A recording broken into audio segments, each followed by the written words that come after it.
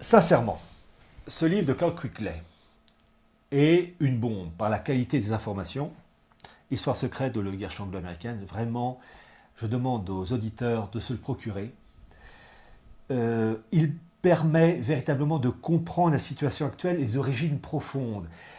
Bien comprendre qu'il y a une volonté d'établir un idéal, une gouvernance mondiale, mais que cet idéal s'appuie sur des préceptes qui eux-mêmes ont été élaborés sur des dizaines, je veux dire, des générations et des siècles.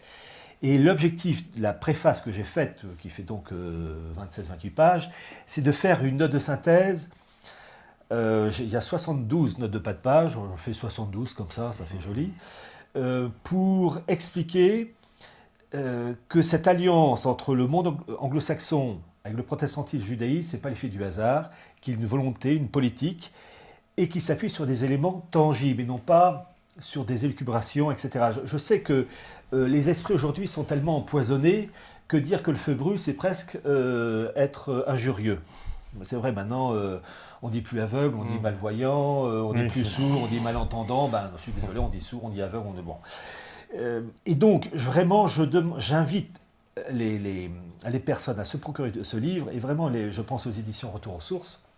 Il y a son directeur, François Saz, qui ont fait un excellent travail, un lourd travail qui a pris du temps, je sais, mais ils ont fait un travail extraordinaire car enfin, ce livre sorti en 1981 aux États-Unis et qui sort en 2015 en France, je veux presque dire que c'est la clé qui permet de comprendre les événements politiques et les répercussions économiques qui vont avec.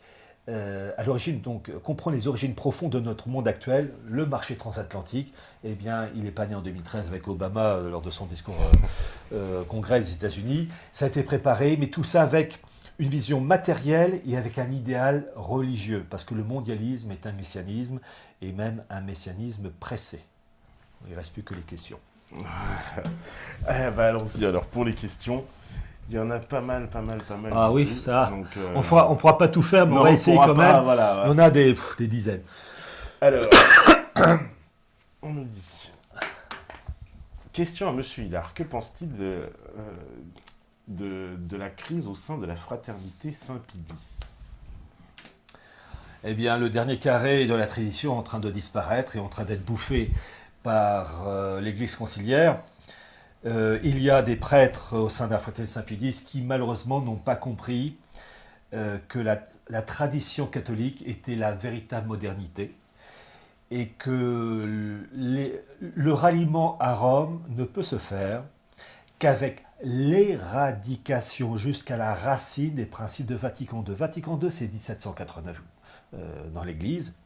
On ne peut rien attendre de l'Église conciliaire qui en fait a pour objectif d'être transformé en une annexe de la synagogue. Donc, c'est la victoire du Sanhédrin, victoire temporaire, et parce que l'Église est éclipsée, mais la fourmi n'est pas de moi, la Sainte Vierge à la Salette. Donc vraiment, les quelques prêtres, parce qu'il y a des prêtres au sein de la fraternité Saint-Pie X qui restent tout à fait honorables, mais il y a malheureusement des prêtres de la fraternité Saint-Pie X qui n'ont pas pigé, parce que, je vais vous dire, certains n'ont pas reçu une bonne éducation. Quand je dis bonne éducation, une éducation classique, avec des connaissances réelles en histoire, en politique, et ils se font happer par les apparences, par le côté conventionnel. Et vraiment, ils n'ont pas compris. C'est la nature humaine, on peut rouler plus d'un dans la farine, c'est incroyable, même quand on porte une soutane. On me dit d'ailleurs, est-ce que le Vatican n'est-il pas devenu le siège du mondialisme syncrétique ? Alors, vous avez le livre de cet exorciste Gabriel Lamorce, qui a prouvé et apporté malheureusement des informations tristes sur des branches sataniques au sein du Vatican. Oui, malheureusement, Vatican II, la bascule de l'Église devenue Église conciliaire avec Vatican II, c'est la victoire temporaire du prince de son monde. Je dis bien temporaire, parce que Vatican II va un jour sauter. Et malheureusement, depuis Vatican II, les hommes d'Église, je ne dis pas l'Église qui elle est sainte, les hommes d'Église, et il y en a beaucoup, depuis Vatican II, mènent la barque de Saint-Pierre dans les chemins du mondialisme, Euh, comment... C'est quand même incroyable. Je pense par exemple au pape Benoît XVI, dans son encyclique de 2009, je ne sais plus exactement le titre, où il appelait à la création d'une organisation politique planétaire en liaison avec l'ONU. Mais l'ONU, c'est le temple du maçonnisme. Il n'y a aucune alliance possible entre l'Église et le monde. Point barre. C'est au monde de s'adapter à l'Église, pas l'inverse. Et l'Église conciliaire est malheureusement téléguidée pour sombrer, parce que humainement c'est cuit. J'ai bien humainement, mais l'Église est éclipsée, c'est que la formule de la Sainte Vierge de la Salette. Une éclipse par définition c'est temporaire, et va arriver un jour glorieux où ces personnes qui condamnent l'Église vont dégager. Alors, il va y avoir un nettoyage, oui, un nettoyage profond. Alors, on me dit Géorgie, Arménie, Grèce, Chypre, Hongrie, Ukraine, Macédoine, Serbie. Comment analysez-vous les tentatives de ralliement des pays orthodoxes par Poutine à sa cause? Alors, il y a beaucoup de choses à dire sur Poutine, et je sais qu'il y a en plus beaucoup de personnes qui croient en Poutine. Alors, Ouais, alors vous êtes quand même un de ceux qui avait débunké Poutine. Hein. Déjà, en nous expliquant qu'il était citoyen d'honneur de la City, qu'il était... je ne fais que reprendre des choses tout à fait officielles. Mais, alors, il y a le monde orthodoxe. Bon, si on est catholique, il faut d'abord dire que l'orthodoxie est schismatique. L'autorité du pape, ça reste l'autorité du pape, à condition qu'il respecte la tradition de l'Église. Bon, depuis Vatican II, là, c'est râpé. Mais il y a une chose, et là, je vais en profiter pour le dire, et indirectement, je répondrai à cette personne pour les autres pays. Je vais d'abord prendre le cas de la personne avant de parler d'un pays. Toute personne croyante commet des péchés, et il y a ce qu'on appelle le péché mortel. Le péché mortel empêche la communion. On ne peut pas aller communier quand on est en état de péché mortel. Et il faut se confesser pour se retrouver en lien avec le ciel. Bon. Vous avez des pays qui commettent aussi des péchés mortels. Et il y en a deux en particulier qui ont commis le péché mortel. La France, avec la révolution de 1789, où il y a une marque satanique. Et la Russie de 1917, où il y a une marque satanique avec le baptême, entre guillemets, satanique de la révolution bolchevique. Ces marques sont, d'un point de vue humain, indélébiles. Elles ne peuvent être effacées que par, je veux dire, un désinfectant divin.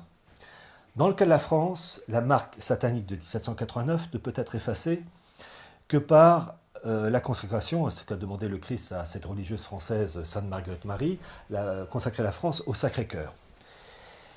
1917, vous avez eu, en plus de la révolution bolchevique, la même année, l'apparition de Fatima, au Portugal, où la Sainte Vierge a délivré énormément de messages et d'informations.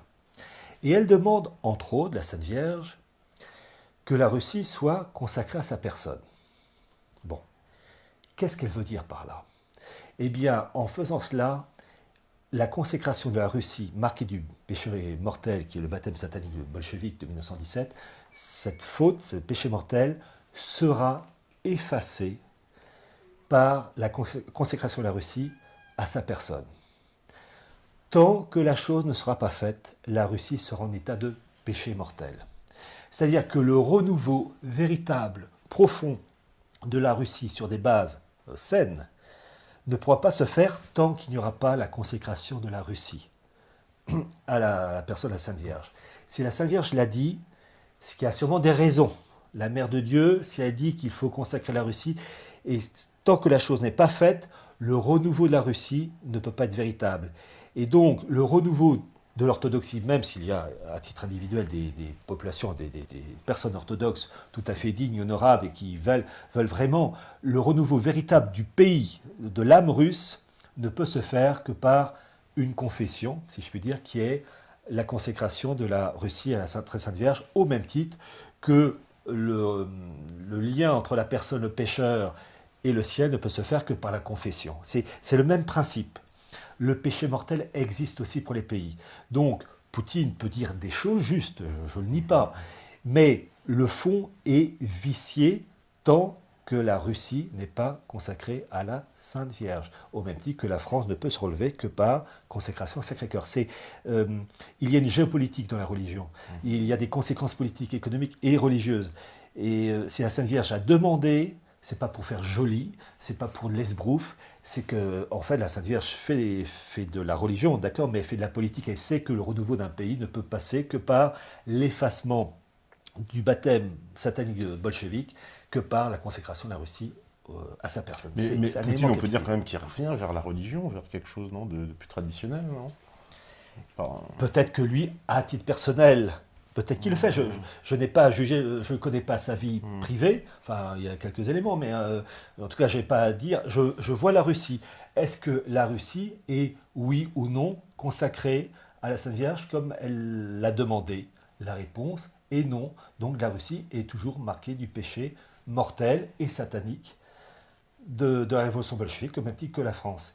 Et vraiment, j'insiste là-dessus. Et je précise quand même une chose, c'est que toute la politique de Poutine correspond au mondialisme. Parce que Poutine veut... Alors, il faut lire le discours de Valdaï, qui est très intéressant. Poutine veut l'instauration d'union régionale. Et ma foi, je vais reprendre ce que j'ai écrit dans une note de bas de page. Il faut que je retrouve le passage. Alors, dans son discours de Valdaï du 24 octobre 2014, Poutine reconnaît la nécessité d'un nouvel ordre mondial, la création de puissantes unions régionales, de règles communes acceptées par tous permettant d'assurer la stabilité et la sécurité entre les centres régionaux, interdisant ainsi la politique d'un cavalier seul, sous-entendu les anglo-saxons. Dans cette histoire, après la chute du mur de Berlin, le monde russe les élites russes étaient acquises au nouvel ordre mondial et à ce qu'on appelait la maison commune. Mais les anglo-saxons ont trahi, c'est pas le monde russe, quand je dis monde russe, les élites russes, c'est les élites anglo-saxonnes qui ont trahi les engagements pris au lendemain de la chute du mur de Berlin, puisqu'il était dit, entre autres, que l'OTAN ne devait pas progresser vers l'Est. Donc il y avait un partage du gâteau. Dans cette histoire, ce sont les Russes qui ont été trompés, enfin les élites russes, parce qu'il faut toujours faire une distinction, et ce sont les élites anglo-saxonnes qui ont trahi les engagements qui avaient été entre autres adressés à Gorbatchev, que les armées de l'OTAN n'allaient pas aller jusqu'à Saint-Pétersbourg, jusqu'en Estonie, et jusqu'en Roumanie, Bulgarie. Donc dans cette histoire-là, ce sont les anglo-saxons qui marchent sur les plates-bandes des élites russes, parce que dans cette histoire du nouvel ordre mondial et de la maison commune qui avait été établie au lendemain de la chute du mur de Berlin, il y avait ce qu'on appelle une répartition des zones d'influence et des intérêts. Je te donne ça, tu me donnes ça. Et dans cette histoire, les élites anglo-saxonnes marchent sur les plates-bandes des élites mondialistes russes, qui ruent dans les brancards. Et je les comprends, puisque les accords ont été violés par les anglo-saxons. Et donc c'est ce que dit Poutine. Il dit, il faut reprendre le discours de Valdaï que j'ai lu crayon à la main, qu'il veut des centres régionaux, donc stabilité et sécurité entre les centres régionaux, interdisant ainsi la politique d'un cavalier seul, sont entendus les anglo-saxons qui, en fait, veulent tout rafler. Les anglo-saxons veulent être, les anglo-saxons, et aussi des oligarques juifs qui sont au sein des équipes anglo-saxonnes et qui s'opposent à des élites juives qui, elles, soutiennent le monde russe. Et alors, c'est très intéressant, je cite un article du Times of Israel du 5 avril 2014, intitulé, je cite, « Les Juifs de Russie et d'Ukraine sont en guerre ». Et cet article très intéressant dit que les élites juives d'Ukraine, soutenues par l'Occident, sont en guerre contre les Juifs de Russie qui, eux, soutiennent Poutine. En fait, on assiste dans cette histoire à des guerres entre clans juifs, entre les juifs libéraux, les juifs orthodoxes, Lubavitch. D'ailleurs, c'est très intéressant de savoir que c'est le rabbin Lubavitch Ber Elazar qui est du côté de Poutine. En fait, ce sont des rivalités entre clans juifs au nom de la Russie, au nom de l'Ukraine, au nom de l'Union européenne, au nom du monde anglo-saxon. Et donc, dans cette histoire, les anglo-saxons veulent rafler la mise et les élites russes veulent leur part du gâteau qui, pour le moment, se fait grignoter gentiment. Donc j'ajoute ceci, il veut à sa manière gérer efficacement le nouvel ordre mondial pas le détruire. Il le dit bien, Poutine, dans son discours de Valdai, il ne veut pas l'anéantissement du gouvernement mondial, il veut au contraire le gérer. Et d'ailleurs, il a lancé la communauté économique eurasienne, qu'il veut Union eurasienne supranationale, document officiel qu'on trouve sur les sites de l'AFP russe, enfin bon, la version AFP russe. Mais simplement, cette union eurasienne qui veut supranationale, avec pour le moment la Russie, le Kazakhstan et la Biélorussie, eh bien, se fait bouffer par le monde anglo-saxon qui veut étendre son... En fait, c'est Océania qui bouffe le parterre d'Eurasia qu'on voit dans le bouquin de 1984. Et donc, je précise ceci. Tant que la demande de consécration demandée à Fatima, apparition mariale de 1917, n'a pas été entièrement exaucée, le renouveau de la Russie sur des bases spirituellement saines n'est pas possible. Il en va de même pour la France de 1789 et les demandes du Sacré-Cœur. Le péché mortel existe aussi pour les pays. Et le problème, c'est qu'aujourd'hui, dans les esprits complètement déchristianisés, on n'a pas la notion du péché mortel pour les pays. Déjà pour les personnes, n'en parlons pas, c'est quoi, c'est vrai. Bon, mais on n'a pas cette notion. Et donc, peu importe le comportement d'un chef d'État, il faut voir d'abord la marque, les origines du pays. Et la Russie, comme la France, sont marquées, si on a une vision catholique de la chose, sont marquées par un baptême satanique qui ne peut être effacé que par un acte divin. La Sainte Vierge qui écrase le serpent avec son talon. C'est ça le truc. Mais je précise que Poutine, il veut, quand on lit bien son discours de Valdai, il veut une union eurasienne, et là où ça coince avec l'Ukraine, c'est le monde anglo-saxon et le monde germanique qui veut prendre l'Ukraine sous sa coupe, et là pour la Russie c'est inadmissible. Et je rajoute quand même cet élément, l'Ukraine, une bonne partie de l'Ukraine c'était l'ancien territoire khazar, et je suis convaincu qu'il y a au sein des îles juives de part et d'autre du ouest-est, Océanie et Eurasia, des symboles spirituels comme la terre, une sorte de second Israël. Je suis sûr qu'il y a un autre, il n'y a pas que l'aspect matériel qui joue. Je précise que Poutine a, à un moment donné, essayé d'amener le pion aux anglo-saxons, car il a voulu créer un bloc continental, je cite, allant de Lisbonne à Vladivostok. Et il a proposé ça, entre autres, en janvier 2014, à Bruxelles, lors d'une réunion Russie-Union européenne, et ça fait hurler d'horreur les anglo-saxons. Pourquoi ? Parce que s'il y avait un bloc politique et économique unifié allant de Lisbonne au Pacifique, à Vladivostok, eh bien c'était la mise à mort du marché transatlantique. Et oui, et ça les anglo-saxons, ils veulent leur marché transatlantique, et pour les multinationales en particulier. Et comme par hasard, quand Poutine a proposé ça, il l'a proposé plusieurs fois, mais quand il a proposé ça pour une énième fois en janvier 2014, février 2014, comme par hasard, vous avez la réponse anglo-saxonne avec l'affaire de Maïdan en Ukraine, qui a littéralement cassé le monde russe et l'Union européenne, qui désormais, longtemps n'est plus possible. Il y a vraiment une fracture. Voilà, mais Poutine a voulu à un moment donné étendre sa zone d'influence mondialiste, sa part du gâteau, jusqu'à Lisbonne. Oui, ce qu'on appelle le racisme. Mais moi, j'ai entendu aussi le discours d'un chef du renseignement de Stratford, donc l'agence, voilà, et qui est assez intéressant. Voilà, exactement. Qui parle donc que en fait les États-Unis sont là pour empêcher l'Allemagne et la Russie, en fait, de pouvoir collaborer, comme il dit, la technologie allemande et les matières premières russes. Il ne faut pas que ça... ça, c'est la politique anglo-saxonne avec Mackinder. Il ne faut surtout pas que le monde russo-européen soit uni sous une même autorité, ou un couple russo-allemand. Ça, c'est une politique permanente du monde anglo-saxon d'empêcher l'unité de l'Europe et du monde russe, parce qu'il serait éjecté de l'Euro-Asie. Ça, c'est une tradition, j'allais dire... je me souviens que la première fois que j'ai lu, il y a plusieurs années, que Poutine voulait établir un bloc unifié allant de Lisbonne jusqu'à Vladivostok, je me dis, mais les anglo-saxons, ils vont rêver dans les brancards. Et sa énième proposition, en janvier 2014, réponse des anglo-saxons, c'est Maïdan. Et là, le feu dans la maison, parce que là, ça sent mauvais. Ça sent mauvais. Oui, parce que Maïdan, ça peut annoncer quoi Et d'ailleurs, je vais en profiter. Vous avez le parti, je ne sais plus comment il s'appelait, vous savez, du boxeur Klitschko. Oui. Le parti Loudar, voilà, Loudar, qui est en deux langues, anglais-ukrainien. Alors la partie anglaise, la formation que je donnais était au début en anglais et en ukrainien, et puis la formation en anglais a été supprimée. Les partenaires de Loudar, c'est uniquement la version ukrainienne, si ça n'a pas été enlevé. Là, la dernière fois que j'ai vu ça, il y a 2-3 mois. Les partenaires de Loudar, c'était 2 ONG américaines, l'une dirigée par Madeleine Albright, l'autre par John McCain, et le troisième groupe qui soutenait, c'était la CDU d'Angela Merkel.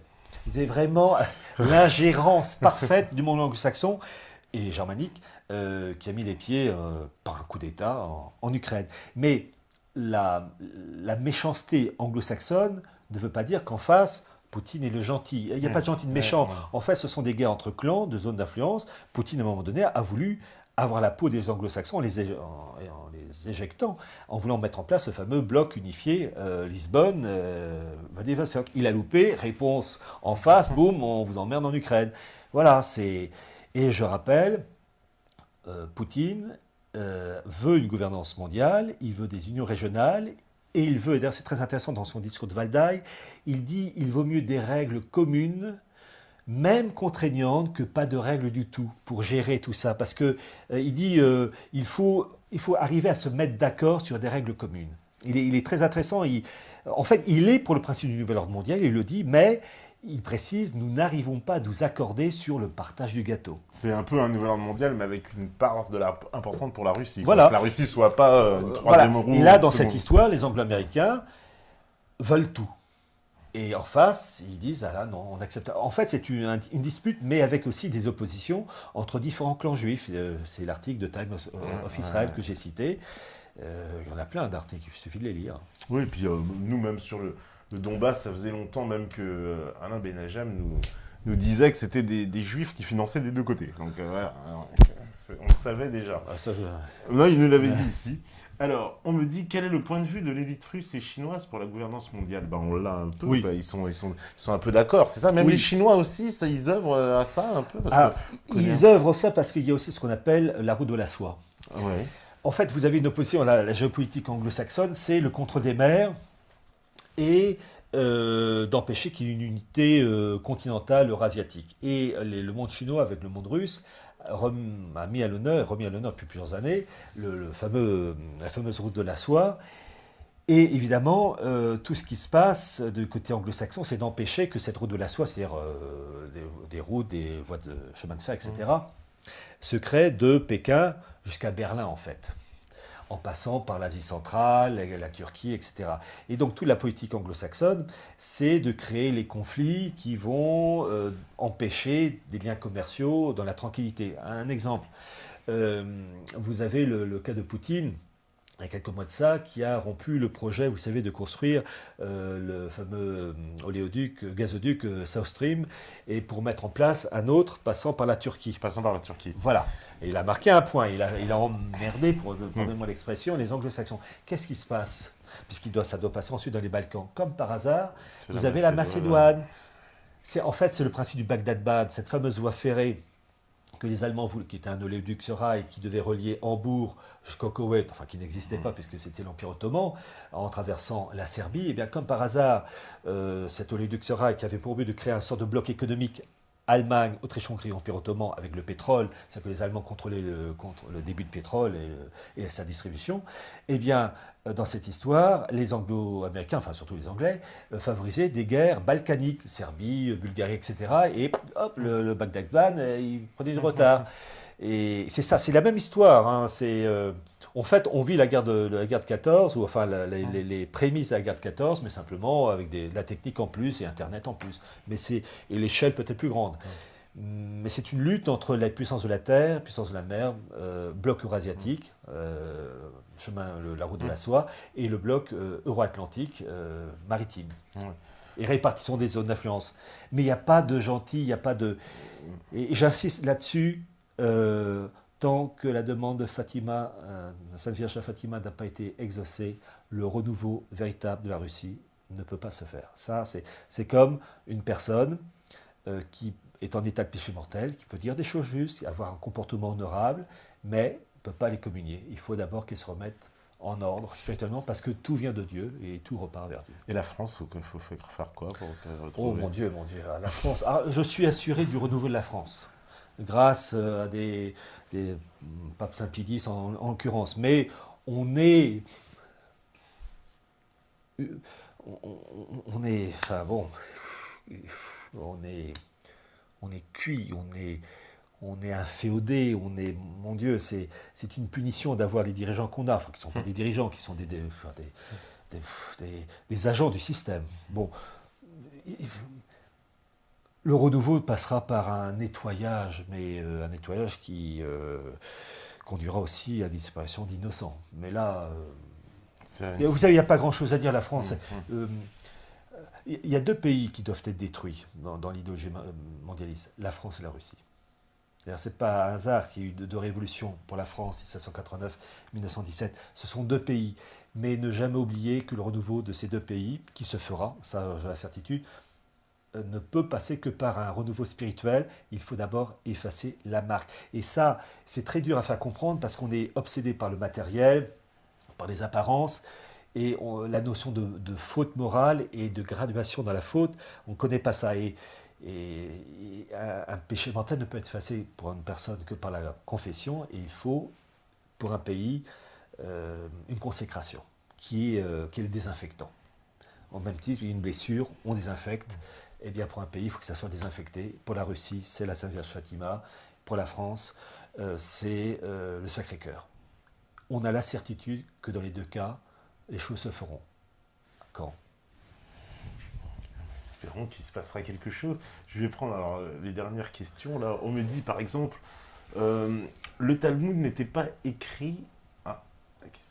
Le Talmud n'était pas écrit par des rabbins qui n'étaient pas d'accord avec ce qui était dit dans le Premier Testament. Ah bon? Alors écoutez, une chose est sûre, c'est que il y a ce qu'on appelle le Talmud de Babylone et de Jérusalem. Entre eux, il y a des rivalités internes terribles, des ramifications des oppositions, déjà avec Sabbatai Tzvi et Jacob Frank. Donc, d'un point de vue strictement catholique, le Talmud est une hérésie qui nourrit les hérésies.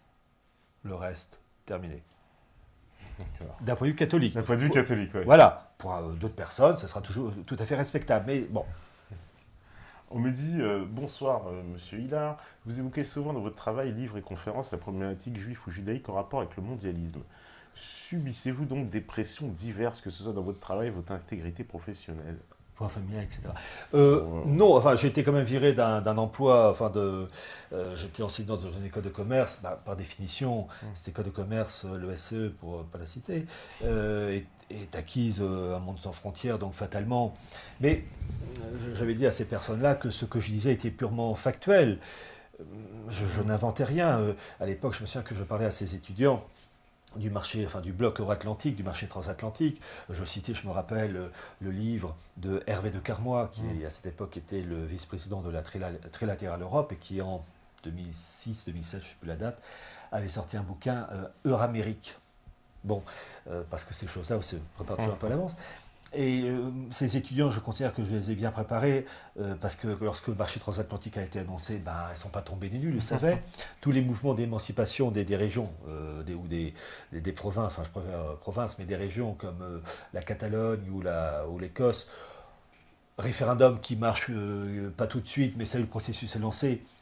Mes étudiants ne tombent pas des nuits, je racontais ça parce que j'expliquais, il y avait tout un arrière fond. Et d'ailleurs, le principe de régionalisation, de partialisation de l'Union européenne va de pair avec le marché transatlantique. Parce que l'objectif de créer des multinationales qui auront le dernier mot sur les États, et vous pensez bien que quand il s'agira de régions qui elles-mêmes seront intégrées à d'autres régions pour former des euro-régions, elles-mêmes dépendantes de Bruxelles, multinationales vont pouvoir faire jouer la concurrence sans problème, et ça va avoir des conséquences sur le remboursement des médicaments, sur le niveau de vie, surtout, les gens ne comprennent pas que c'est un faux régionalisme. Je suis pour les provinces, mais les provinces respectueuses des traditions, donc fatalement, le mondialisme n'aime pas ça, et des provinces, donc à la France, restant sous la coupe de la souveraineté nationale.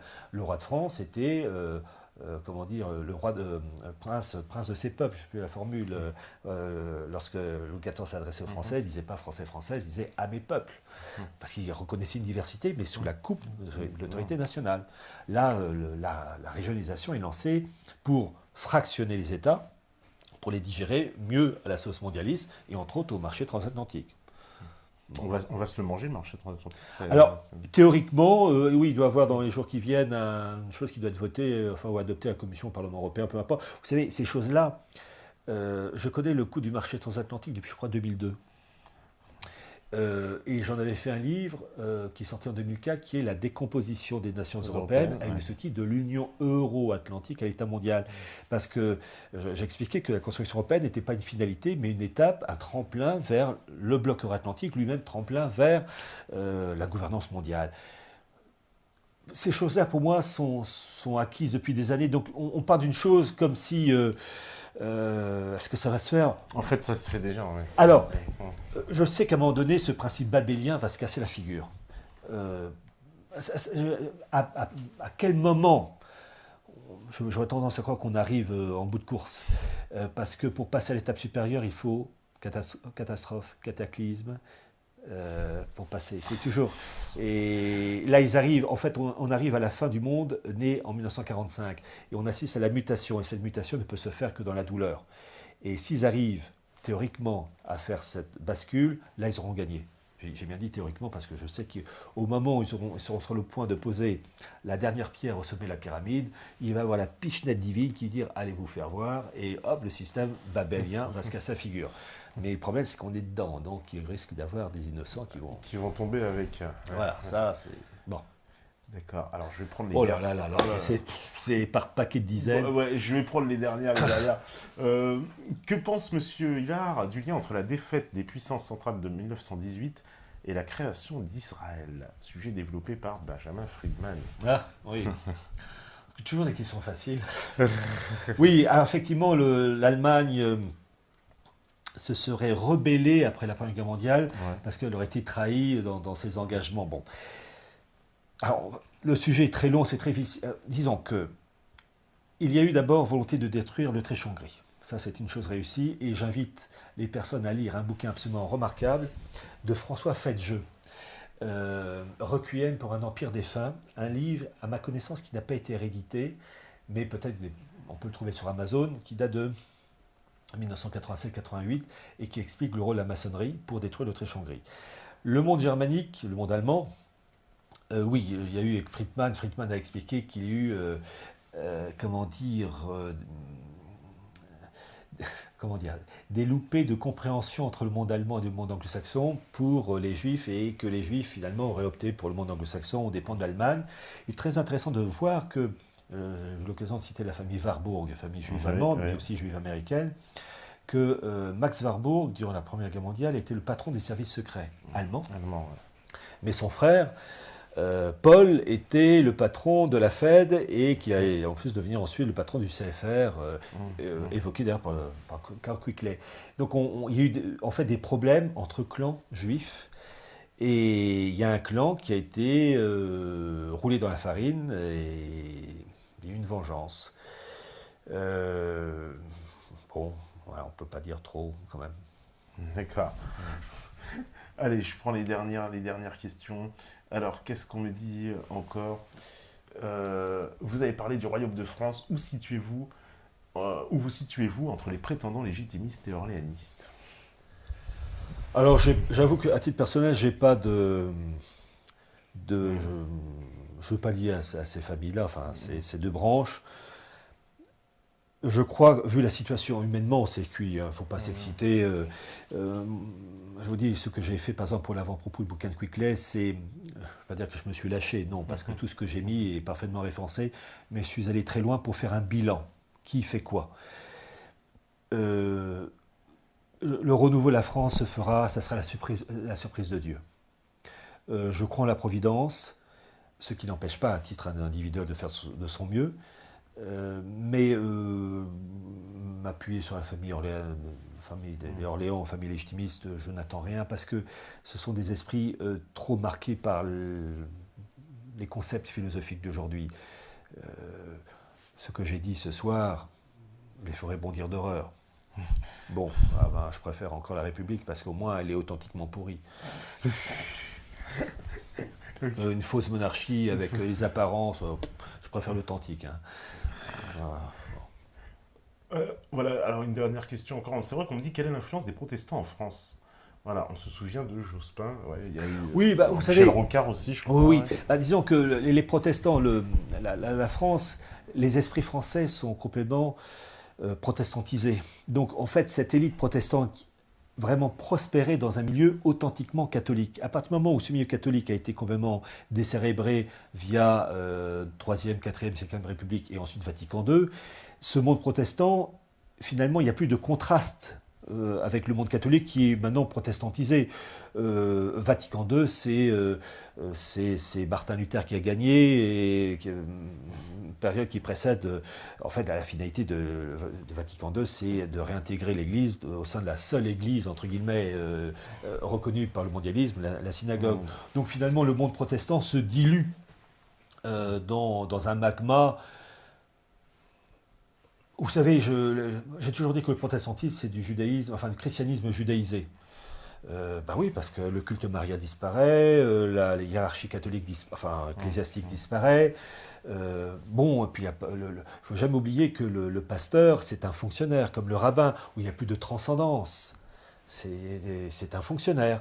Donc, ce sont des dinosaures qui ont empoisonné la planète et puis qui maintenant vont crever dedans, qui vont crever dans leur jus.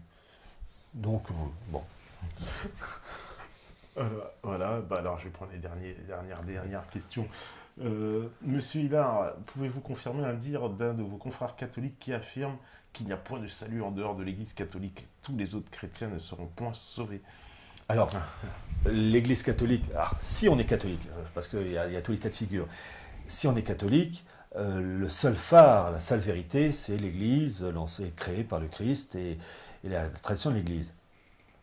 Les autres chrétiens, alors il y a le comportement des autres personnes, là c'est Dieu qui voit, qui sonde les reins et les cœurs et qui pourra dire si telle personne, même s'il ne fait pas partie de l'Église catholique, a eu un comportement digne et honorable, parce qu'évidemment il y a tous les cas de figure, mais là je m'exprime en tant que catholique, le seul phare de la vérité, c'est l'Église éternelle, interrompu de manière vraiment temporaire avec l'éclipse de Vatican II, mais une éclipse est temporaire par définition, et donc le renouveau, ça va faire 50 ans Vatican II. Vatican II s'est terminé en décembre 1965, on est en juin 2015, une éclipse par définition, qui dure 50 ans, c'est long, mais enfin,